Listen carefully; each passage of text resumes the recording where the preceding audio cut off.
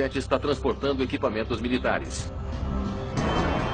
Em segundos, as coisas dão terrivelmente errado. Abaixe o nariz! Tentando! Estava sem potência e em stall. Lembro-me de ter pensado, ele perdeu todos os motores. O acidente foi gravado, Minha nossa, olha isso. levando os investigadores ao que parece uma conclusão óbvia. Parece um problema com a carga. Nós realmente pensamos que sabíamos a causa do acidente, mas havia muito mais nessa história. Mas basta uma evidência ignorada para revelar aos investigadores que estavam errados.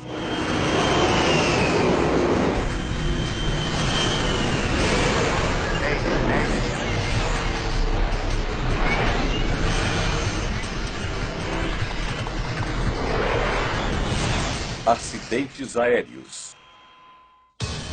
Esta é uma história real baseada em relatórios oficiais e relatos de testemunhas. Pesadelo afegão. A base aérea de Bagram, no nordeste do Afeganistão, praticamente não para. 29 de abril de 2013. Torre de Bagram, ISAF. 95 Alpha Quebec pronto para táxi. A tripulação do voo 102 da National Airlines está na última etapa de uma viagem exaustiva. O ar está pesado hoje. Sim, com certeza. Eles estão transportando carga em um Boeing 747 convertido e estão parados na pista esperando para decolar. Por favor, avise ao serviço de bordo que eu estou pronto para minha lagosta. Eu acho que ela está na primeira classe distribuindo caviar neste momento. Brincadeiras e piadas entre tripulações aéreas provavelmente é mais constante em tempos de estresse quando você tem essas situações fora do comum. Os tripulantes são todos americanos. O comandante Brad Hasler vai para casa ficar com a esposa, que está grávida. Ao lado dele está o copiloto Jamie Brokaw. O comandante Jeremy Lipka está no jump seat. O Sheets está lá atrás? Eu não ouvi, espero que esteja lá. Sim, ele está lá atrás. Atrás da cabine de comando está o mestre de carga Michael Sheets, junto com 2 mecânicos e outro copiloto. Com pilotos adicionais a bordo, o avião pode voar longas distâncias sem parar. Os tripulantes são todos civis, contratados pelo Departamento de Defesa americano. Os militares americanos e seus aliados construíram mais de 50 bases em todo o Afeganistão durante a guerra. Bagram, sem dúvida, era a maior. Tem academias e 7 restaurantes, um complexo gigantesco. Tem lojas, um Burger King. No auge, mais de 40 mil pessoas moravam aqui. Agora, após 12 anos de luta, os militares estão reduzindo as suas operações. Soldados, armas e maquinaria pesada estão sendo transportados todos os dias. O controle de tráfego aéreo acompanha várias centenas de voos que entram e saem da base aérea. Hoje, o voo 102 da National Airlines é apenas uma peça de um quebra-cabeça extremamente complexo. O plano de voo o levou de Châteauroux, França, para Camp Bastion, no Afeganistão, onde a tripulação embarcou 94 mil quilos de carga. Eles deveriam levá-la direto para Dubai, mas foram reencaminhados via Bagram. Faz mais de uma hora que a tripulação espera para partir. 5 Alpha Quebec, tenho sua autorização. Avise quando estiver pronto, entendido? Sim, vamos nessa. Finalmente, eles têm autorização para partir. Entendido. 95 Alpha Quebec. 95 Alpha Quebec, táxi para a pista 3.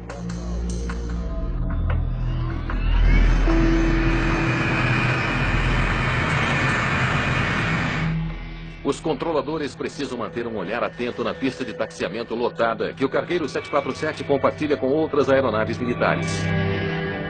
95 Alpha Quebec. Ceda passagem ao C-17. Deixa eu ir primeiro. Entendido. Vamos deixá-lo ir primeiro. Um avião de carga C-17 militar taxia para a pista à frente deles. Embora as atividades militares estejam diminuindo no Afeganistão, este não é o tipo de lugar onde um civil quer se demorar. Bagram ainda é um alvo favorito do Talibã. É um lugar perigoso, não é como o JFK, quero dizer. É um JFK cercado de terroristas.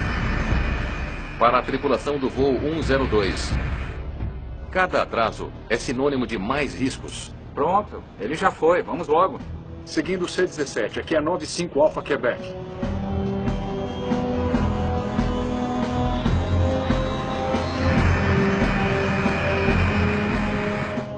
Checklist pré-decolagem. Flaps? 10-10, confere. Você certamente está pensando, o que eu faço se alguém começar a disparar contra nós no chão? Bom, isso é um bocado de pressão mental. O C-17 à frente já decolou. Como é que está essa asa aí? Parece tudo bem? Está tudo ótimo. Estamos todos satisfeitos, gente? Sim, tudo bem. Eles agora devem aguardar a autorização de decolagem. Eles estão trabalhando há mais de 20 horas seguidas. Uma vez em Dubai, eles terão um descanso. No que me diz respeito, nós merecemos isso, cara. Sem descanso mínimo, eu estaria morto amanhã. Acho que concordo plenamente com isso. É uma situação de estresse real. Eles estavam, com razão, querendo que esse dia chegasse ao fim. Finalmente, às 15h25, eles são liberados para decolar. 95 Alpha Quebec, pista 3, cabeceira da pista. Pista 3 livre. Preparar para a decolagem. O copiloto está nos controles para esta etapa final. Eles devem chegar em Dubai em 2h30. Quando você tem um atraso muito longo, quando você finalmente obtém a autorização para partir, é um grande alívio. Nesse mesmo momento, o jornalista militar Steven Hartov está na estrada perimetral da base, retornando de um dia de trabalho tirando fotos para uma revista. Decidimos que iríamos comer alguma coisa. E eu vi, à esquerda do furgão, um 747 branco e roxo, e eu me lembro de pensar, mas que avião lindo, porque ele parecia novo em folha. V1. Girar. Subida positiva. Recolher o trem. Recolher o trem. Ele se afastou de nós e começou a girar. E nesse momento, deu para ver que tinha alguma coisa errada. A subida é estranhamente acentuada. O que está acontecendo com aquela aeronave? Ela estava quase falhando no ar. E eu imediatamente disse, o que está acontecendo com aquela aeronave? Está sendo alvejada?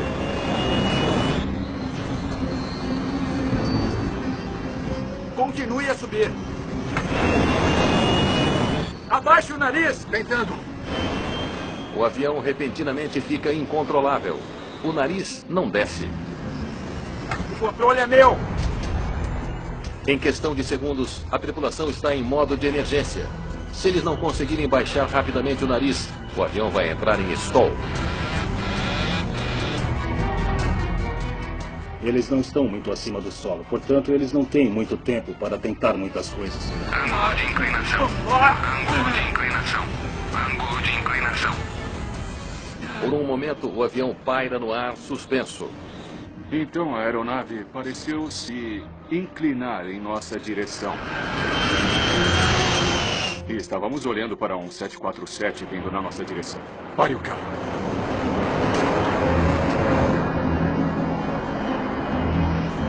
De repente, ele estava sem potência e em stall. E lembro-me de ter pensado... Ele perdeu todos os motores. Não desça. Não desça. E em câmera muito lenta, ele foi direto para baixo. E então achatou no chão. A explosão foi enorme. Formou uma nuvem em forma de cogumelo, como uma pequena bomba atômica. Foi gigantesca. Toda a base tremeu. Meu Deus! O que houve? Ele caiu. Ele caiu! O controlador também assiste impotente à medida que a aeronave cai. É o pior acidente de aviação civil na base aérea de Bagram. E eu só peguei uma câmera e tirei algumas fotos. Foi instinto, sabe? Instinto de fotógrafo. Ver aquelas pessoas morrerem foi duro. Foi duro.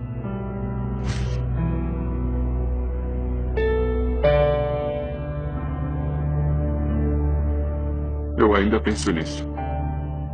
Às vezes eu acordo pensando nisso. Um avião de carga americano foi abatido? A segurança de milhares de pessoas agora depende dessa resposta. Os oficiais identificaram 7 americanos mortos na queda de um avião de carga no Afeganistão. O voo 102 da National Airlines caiu na maior base aérea norte-americana no Afeganistão. Surpreendentemente, ninguém em solo foi atingido, mas a tripulação inteira está morta. Você pensa naquelas 7 pobres pessoas que estavam lá cumprindo o contrato e nunca voltaram para casa. A perda de vida é trágica em qualquer circunstância, mas quando é um companheiro de pilotagem, é realmente difícil lidar com isso. Poucas horas depois, o Talibã reivindica a responsabilidade.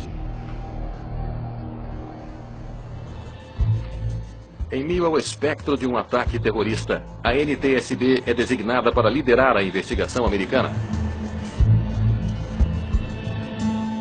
Embora não fosse ideal, era um daqueles casos em que nós tínhamos um trabalho a fazer, então nós fomos lá fazê-lo. Tim LeBaron lidera a equipe de 5 investigadores. Essa investigação foi muito diferente porque nós estávamos trabalhando em uma zona de guerra. Quando chegamos lá, nos deram coletes à prova de balas e capacetes de Kevlar para usar no local do acidente. Já que esta é uma base americana, a NTSB, uma entidade civil, terá de trabalhar de perto com os militares. E aí, o que você tem para mim? Uma varredura militar do local do acidente já descobriu as caixas pretas. Os militares americanos encontraram o gravador de dados de voo e o gravador de voz antes de chegarmos, e os mandaram de volta aos Estados Unidos para o laboratório da NTSB. Então tínhamos a esperança de obter boas informações desses gravadores que ajudariam a explicar por que o avião caiu. Tem um relatório para mim? Mas a outra notícia é surpreendente. A varredura não revelou evidência alguma de um ataque de mísseis. Tem certeza? A reivindicação do Talibã foi puramente oportunista. Vamos ver o que temos aqui, tá bom? Tendo eliminado a explicação mais óbvia para o acidente, a equipe deve agora examinar os destroços novamente. O dano a esta aeronave foi um dos maiores danos causados por incêndio com o que tive que trabalhar na minha carreira. Então nós realmente não tínhamos muito com o que trabalhar. 75% do avião foi consumido pelo fogo ou destruído por forças de impacto. Mas a importantíssima seção da cauda ainda está quase intacta. A cauda abriga diversas superfícies de controle do avião, incluindo os importantíssimos profundores, que os pilotos movem para cima ou para baixo para controlar a inclinação do avião. E a inclinação foi um problema desde o início do voo 102. Ainda tínhamos aquela estrutura, então tínhamos algo de valor para olhar com relação a uma possível causa do acidente. Eles examinam minuciosamente a mecânica da cauda. Nós analisamos os atuadores hidráulicos dos lemes de profundidade e realmente não encontramos problema algum com eles. Estranho, tudo parece conferir, não tem problema aqui. Por que esses caras não conseguiram baixar o nariz? Se os controles de voo estavam funcionando, então algo mais deve ter deixado o avião incontrolável.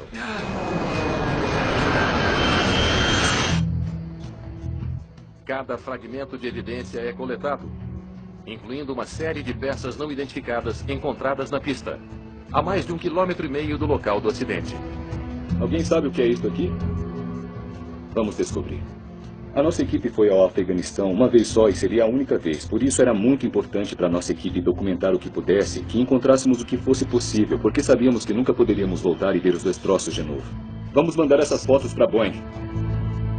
Os fragmentos de destroços serão enviados para os Estados Unidos, onde o fabricante terá de identificá-los.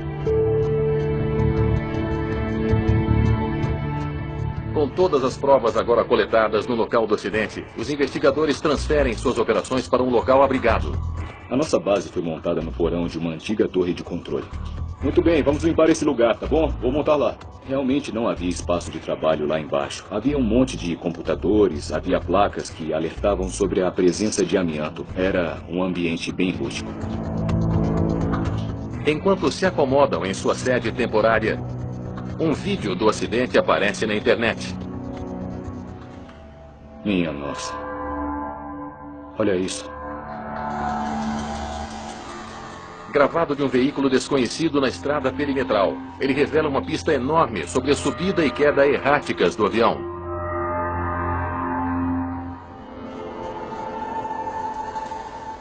Parece um problema com a carga. O movimento da aeronave no vídeo sugere que estava levando peso demais. E que a carga fez o avião perder o equilíbrio.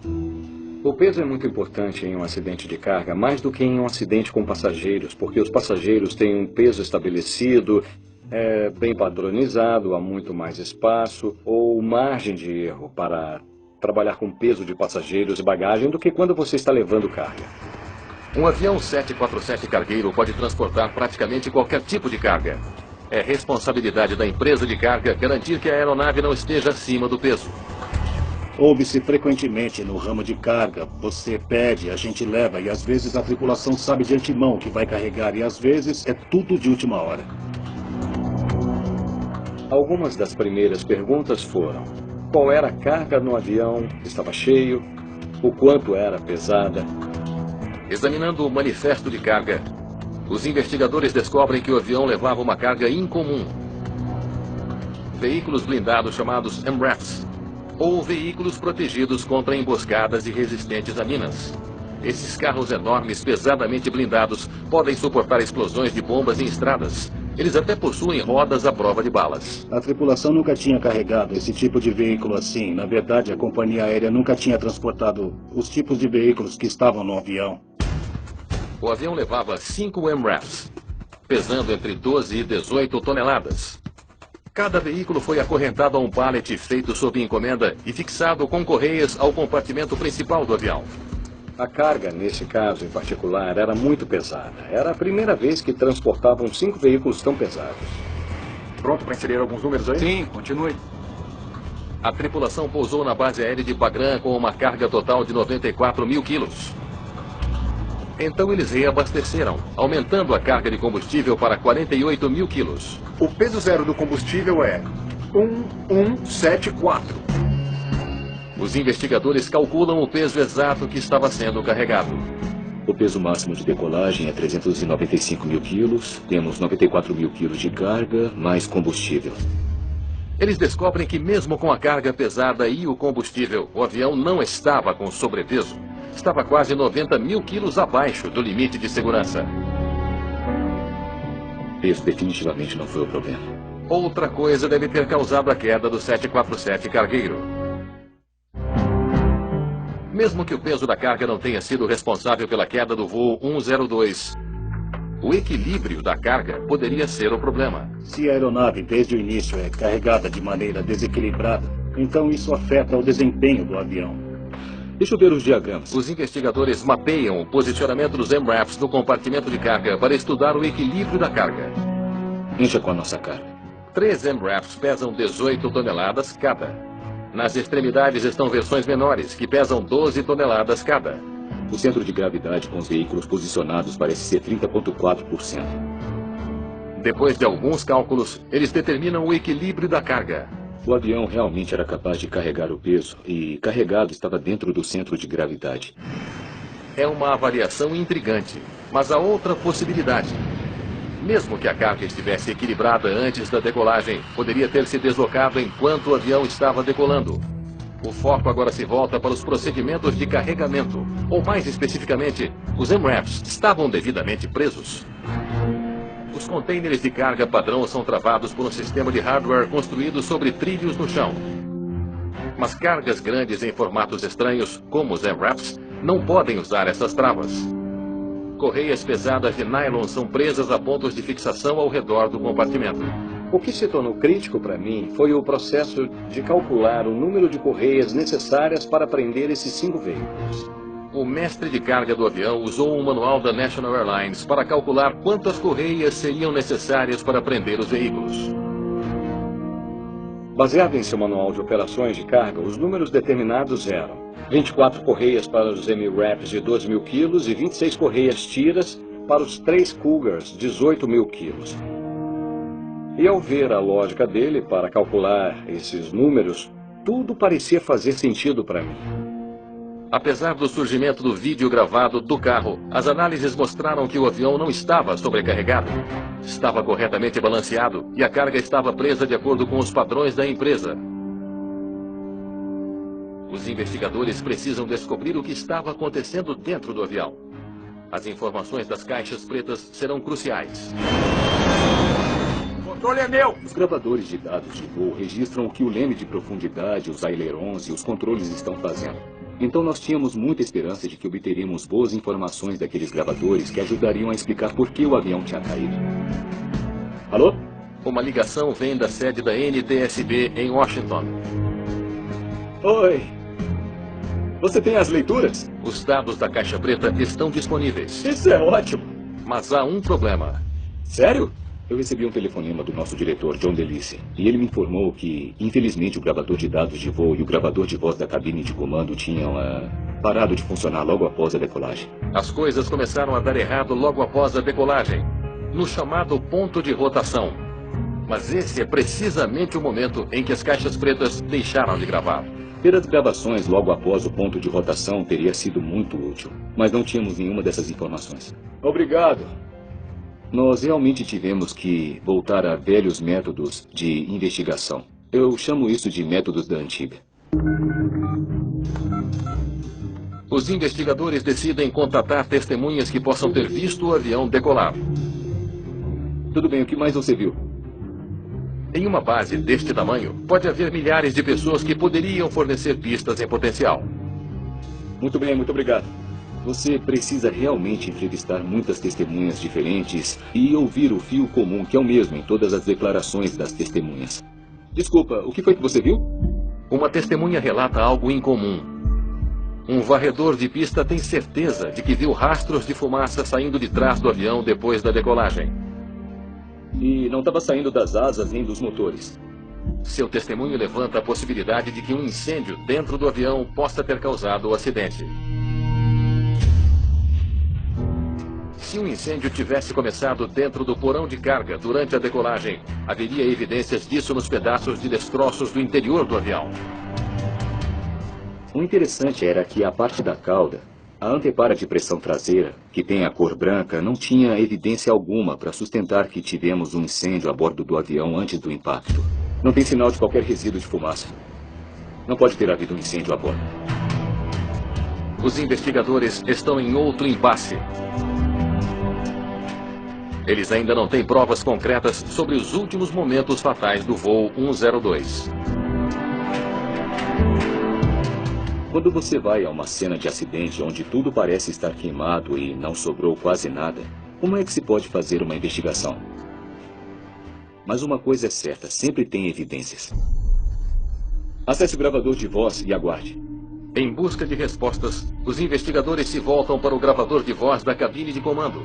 Ele parou de funcionar apenas 3 segundos após a decolagem, mas estava gravando durante a hora inteira que a tripulação esperava na pista. Por que não? Vamos ouvir as 2 horas inteiras, pode haver alguma coisa. Aí está o seu problema. O que é isso? Parece que o copiloto está mostrando alguma coisa ao comandante. Aí está o seu problema. O que é isso? Uma das malditas correias arrebentou. Pare aí. O gravador de voz sugere que o copiloto encontrou uma correia partida dentro do porão de carga. Continue. Então você vai botar mais correias naquela coisa? Bom, parece que só se deslocou. Se moveu? É, eu só apertei as correias. Caramba, uma daquelas coisas realmente se moveu? Então ouvir a tripulação dizer que a carga tinha se deslocado e também que uma correia tinha partido, isso chamou a nossa atenção. Continue. Todas as correias que os impediam de ir para trás estavam soltas. A carga não devia se mover nem 1 milímetro. Apesar da conclusão anterior dos investigadores de que a carga pesada estava devidamente presa e, portanto, não podia se deslocar, o gravador de voz sugere que a verdade era o oposto. Então, a partir dessa informação, sabemos que eles tiveram deslocamento de carga quando chegaram e pousaram, e isso foi muito importante para nós na nossa investigação. Todas as correias que os impediam de ir para trás estavam soltas. O que é que você acha que vai acontecer quando você bate na pista, aciona os freios e não usa o reversor? Não haveria nada que você pudesse fazer sobre isso. Eu vou descer deste avião. Que medo! Eles não fazem ideia da seriedade disso. Realmente, a tripulação não está treinada nem equipada para saber se as correias são adequadas para a carga. Eu espero que, em vez de apenas substituir a correia, ele esteja reforçando mais a correia. Sim, ele está apertando todas elas. Pare. Ele seria o mestre de carga Michael Sheets.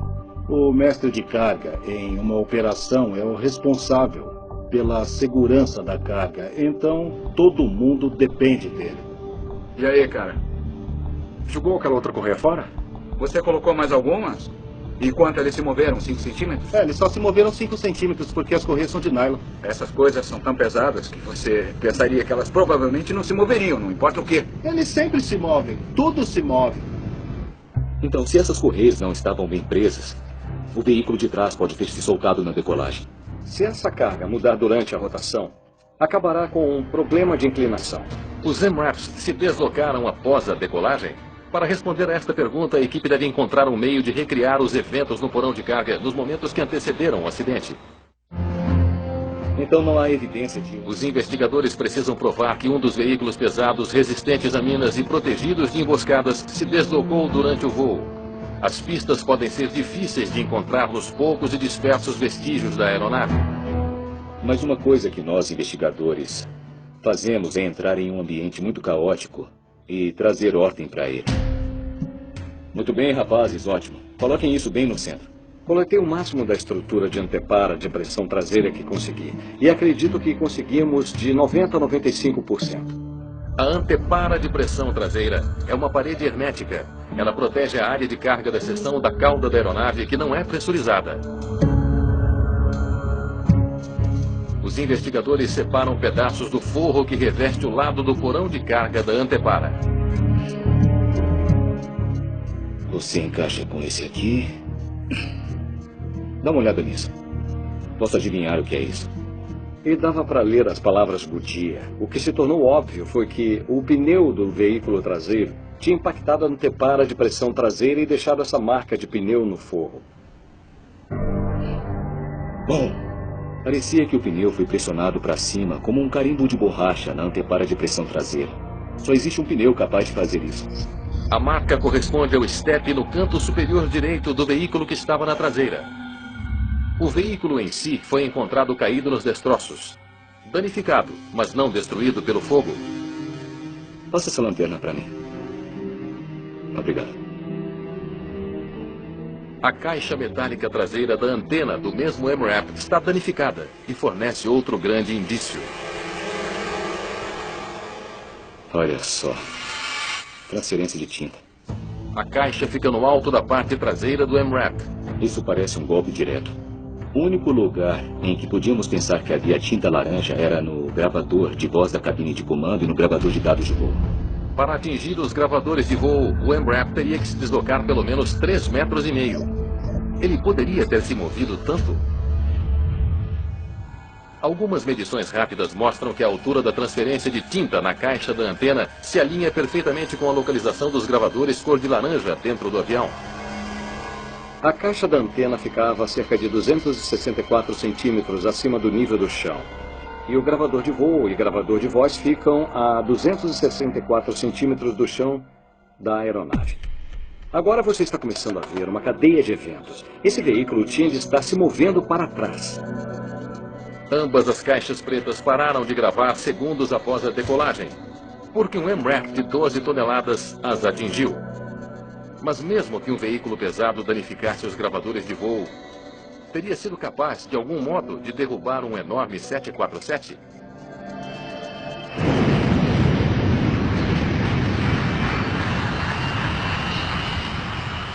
Os investigadores voltam-se para o único destroço que restou para examinar: a coleção de peças não identificadas encontradas na pista. Esses itens foram todos recuperados da pista na área perto do ponto de taxiamento para o voo. Girar. Na base aérea de Bagram, a pista se estende por mais de 3 quilômetros. As peças foram descobertas no local onde a aeronave decolou, a 1,5 km do local do acidente. Não se sabe que relevância, se houver alguma, elas podem ter. Onde estavam essas peças no avião? Elas vieram da seção do nariz? Elas vieram da parte de trás do avião? Qual era a sua função no avião? Especialistas da Boeing conseguiram identificá-las. Vamos ver isso. Tubulação de retorno hidráulico. Uma das peças, um pedaço de tubulação partido, vem do sistema hidráulico número 2. Deixa eu ver o diagrama do sistema hidráulico. O 747 tem 4 linhas hidráulicas que alimentam os sistemas de controle da aeronave. O sistema hidráulico número 2 transporta fluido ao longo do piso e através da antepara de pressão na traseira do avião. O tubo corre por aqui. O sistema hidráulico número 2 opera um dos 4 painéis do leme de profundidade do avião. Os painéis controlam a inclinação da cauda da aeronave. Se o veículo se deslocou para trás e atravessou a antepara, pode ter atingido a tubulação hidráulica, afetando o controle do avião. Muito bem, pode iniciar. Os investigadores decidem dar uma olhada mais atenta no vídeo gravado do carro.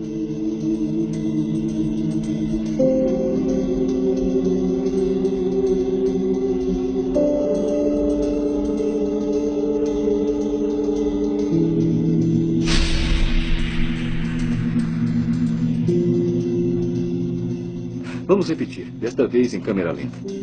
Após um exame mais atento, eles percebem algo estranho. Pare aí.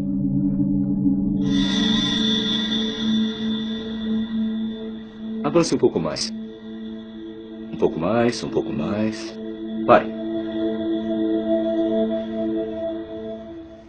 Mas o que está acontecendo? Tem uma coisa errada com o trem de pouso. Aviões grandes, como o 747, têm um sistema de trens de pouso bem complicado para poderem suportar as cargas que eles levam. Eles descem juntos e sobem juntos, e são necessários vários sistemas hidráulicos para fazer isso acontecer. Os sistemas hidráulicos que controlam o trem de pouso também regulam várias outras partes do avião, incluindo superfícies de controle que afetam a inclinação.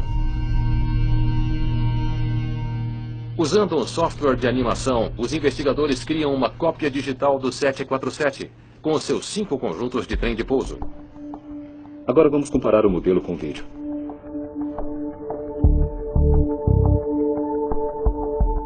Estes aqui estão baixados e este aqui está recolhido. Isso não deveria acontecer.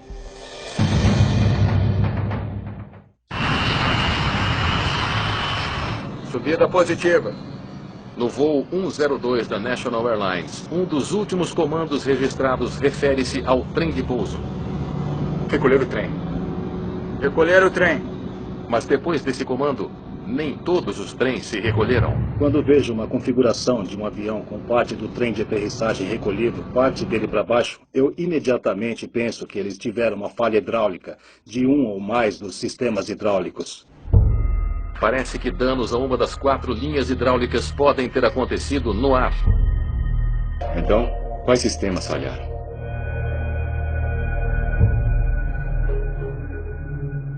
Trem de pouso da fuselagem.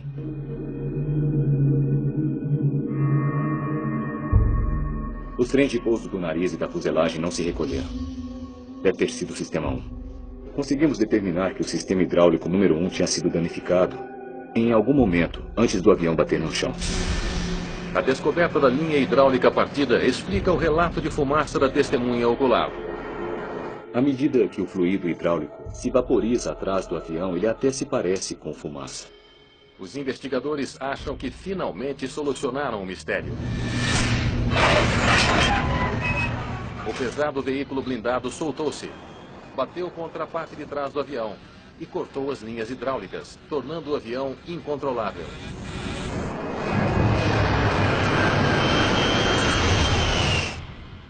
Depois de 11 dias em Bagram, os investigadores estão prontos para ir para casa. Tudo o que resta a fazer é encerrar o caso com uma simulação em Washington. Nós realmente pensamos que sabíamos a causa do acidente, mas havia muito mais nessa história. Na sede da NTSB em Washington, eu estou feliz por voltar. Os investigadores estão se preparando para finalizar o caso. Tudo o que eles têm a fazer é comprovar a sua teoria de que um sistema hidráulico danificado tornou impossível para os pilotos se recuperarem da subida íngreme. Então, uma vez que voltamos aos Estados Unidos, o próximo passo era fazer simulações e encenar o cenário do acidente. Primeiro, eles criam um modelo do 747 com 2 sistemas hidráulicos quebrados para testar o deslocamento de carga. O O chefe do grupo de investigações de desempenho, Tim Burt, supervisiona as simulações. Se um desses veículos blindados se move para trás e ocorre uma mudança de centro de gravidade, o avião é controlável? Muito bem, o que mais a gente sabe? Vamos tentar os novos números de balanceamento. Vamos levar o que sabemos até certo ponto e depois vamos começar a fazer os casos prováveis com a simulação para ver se podemos montar uma história que faça sentido. Muito bem, avião. Vamos ver o que você faz agora. Mas quando eles executam a simulação do veículo de trás se soltando, algo totalmente inesperado acontece. Recuperação. O nariz desce e ele se recupera. Transfere mais peso para trás.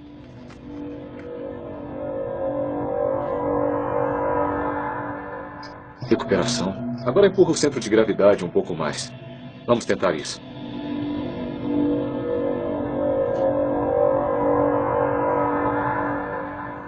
Mesmo com 2 sistemas hidráulicos partidos e um MRAP esmagado na parte traseira do avião, as simulações mostram que a aeronave pode ser controlada. Tem alguma coisa aí que não estamos vendo. A teoria que parecia tão sólida no Afeganistão é descartada. Então, nós começamos a coçar a cabeça. Havia algo mais que não estávamos vendo. A maioria dos destroços do avião agora está enterrada perto do local do acidente no Afeganistão, a milhares de quilômetros de distância. Somente peças seletas foram enviadas aos Estados Unidos para análise. Os investigadores devem examinar fotografias do local em busca de novas provas que possam explicar o que causou o acidente.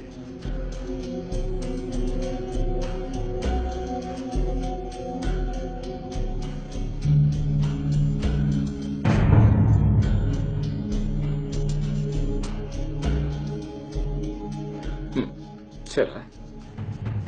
Então era preciso ir além. E a próxima coisa depois da antepara de pressão traseira e que controla a inclinação na aeronave é o macaco de rosca. Oi. Onde foi parar o macaco de rosca do estabilizador? O estabilizador horizontal é uma grande superfície de controle que ajuda a equilibrar o avião no ar. O macaco de rosca, cerca de 2 metros de altura, abaixa e eleva a borda do estabilizador em resposta aos comandos do piloto.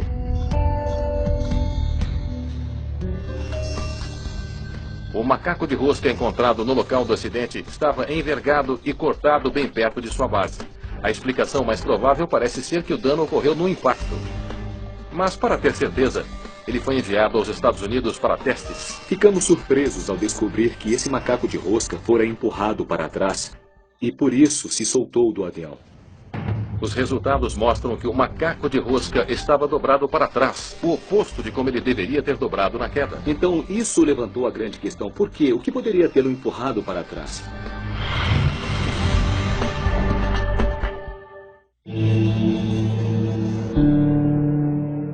Nós temos uma cópia disso? Para descobrir o que poderia ter atingido o macaco de rosca, os investigadores consultam um diagrama da seção traseira do avião. Eles fazem algumas medições cuidadosas e encontram o que queriam. Um choque direto. Eu fui capaz de determinar que o para-choque do MRAP se alinha diretamente com o motor do macaco de rosca na área onde ele se separou da parte inferior da fuselagem. Eles introduzem os novos dados. A simulação agora inclui um macaco de rosca quebrado, que deixa o estabilizador flutuando livremente.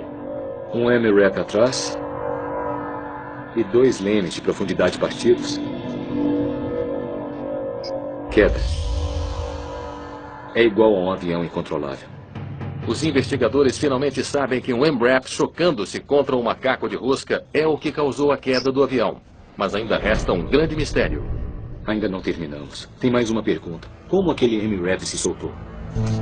Em Bagram, o mestre de carga tinha calculado o número correto de correias para usar em cada veículo. Ele baseou seus cálculos no manual de operação de carga da empresa aérea.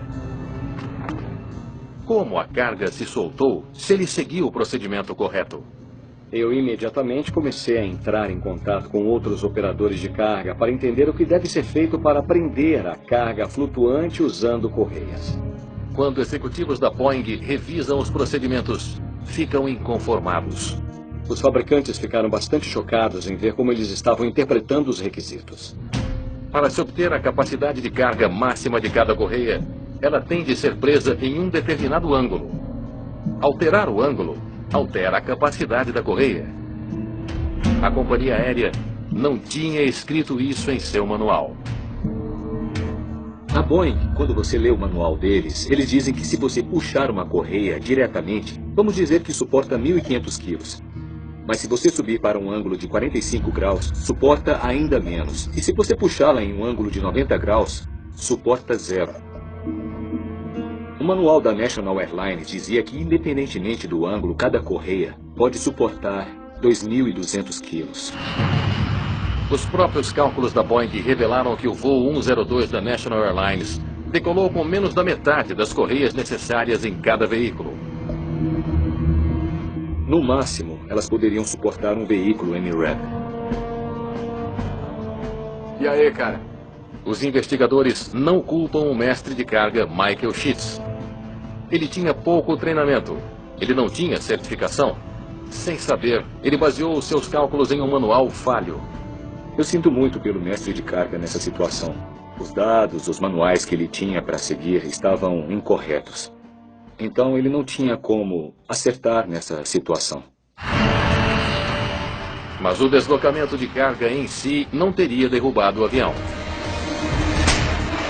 O acidente ocorreu, em última instância, porque o MRAP deslizou e danificou o estabilizador horizontal. Se perder o estabilizador horizontal, você não será capaz de controlar esse avião e a sua inclinação.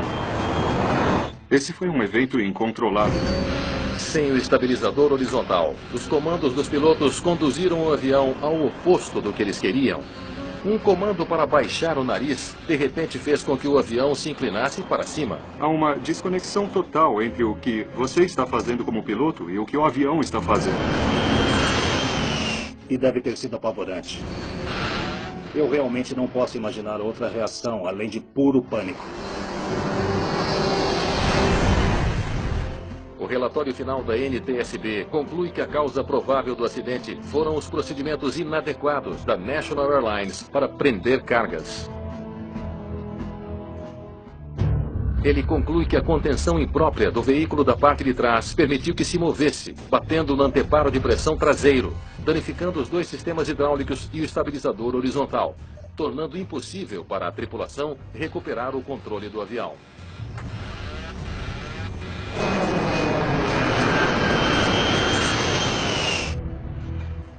Uma das principais recomendações é a certificação obrigatória de todo o pessoal que realiza manuseio de carga. Uma medida para padronizar seus procedimentos, treinamento e carga de trabalho. Eu sei que há economia envolvida no uso de mais pessoas qualificadas, mas eu certamente espero que eles acabem fazendo com que os mestres de carga dessas operações de carga sejam bem qualificados, como qualquer outro. Então, refletindo sobre esta investigação, havia muitos obstáculos. Tínhamos ido ao Afeganistão com uma equipe muito pequena. Tivemos que apelar para métodos antigos. Mas, no final, nós conseguimos elaborar recomendações de segurança que, acredito eu, vão evitar que um acidente como este ocorra novamente. Eu não me esqueço da tragédia, mas também tenho muito orgulho por acreditar que conseguimos fazer a diferença.